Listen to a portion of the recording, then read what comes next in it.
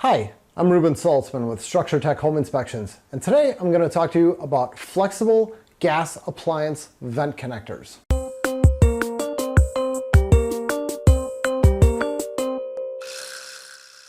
So here's the thing I'm talking about. It looks a whole lot like a dryer transition duct, doesn't it? Here's the gas appliance connector. Here is a dryer transition duct. Almost indistinguishable, aren't they?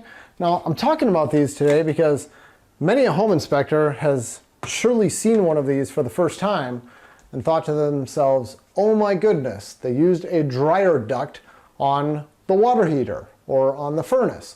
Well, in reality, these are two very different things. But before I get into exactly when they're supposed to be used, we got to define the difference between a vent and a vent connector.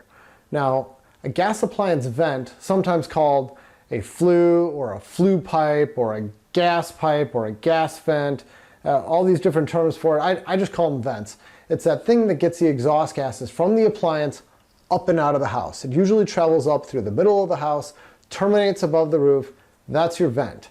Now, a vent connector is the thing that connects from the appliance to the vent. It usually runs a lot more horizontally than it does vertically. It just connects to the vent. You can use these corrugated thingies and they are approved to do that. If you have a more difficult area where you need to connect from an appliance to the vent and it's just tough to get the fittings to fit quite perfectly, someone may choose to use one of these. Now, most people don't because they're really expensive. This little 3-foot piece is $68 at my local Home Depot. So it's easy to understand why most people don't use these. But I want to talk a little bit about how they're supposed to be installed and what I look for as a home inspector. Number one, I'm checking to make sure that it's got the right ends. It's got these special connectors. It's basically a B vent connector on either end. Nobody's supposed to mess with these. If it's not the right length, you can't just cut this thing off and then stick a couple screws or rivets in there. This needs to be used in whole. No modifications to this. Second, I look for clearances. Just like any other gas vent or vent connector, you need proper clearance to anything that's combustible. It's going to say right on here what it is. This one says 1 inch. That's all I have ever seen on a flexible gas appliance vent connector is 1 inch clearance to combustibles. So, same thing as a B vent. I've heard people say that these are B vents. They're not technically B vents, but they have a lot of the same requirements. They're not supposed to pass through walls, through floors, or through any other concealed spaces. It's all supposed to be out in the open. They're not designed for that. And then I'm also checking to make sure that it pitches upwards for the entire run. You can't just use this to do a little loop-de-loop and then have the exhaust gases hopefully leave the house. So that's what I'm looking for. And then just to help identify the difference between the two, I'll tell you, if you have a dryer transition duct, these things are much more flexible. I mean, it's easy for me to extend this and contract it. And I mean, if I extended this and I wanted to squish it, I could just squish it with my hands right now if I wanted to. It's pretty thin stuff.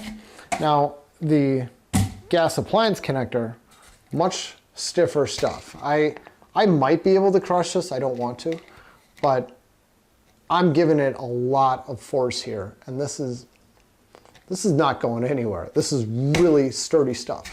And it's tougher to bend, and it's tougher to extend and contract.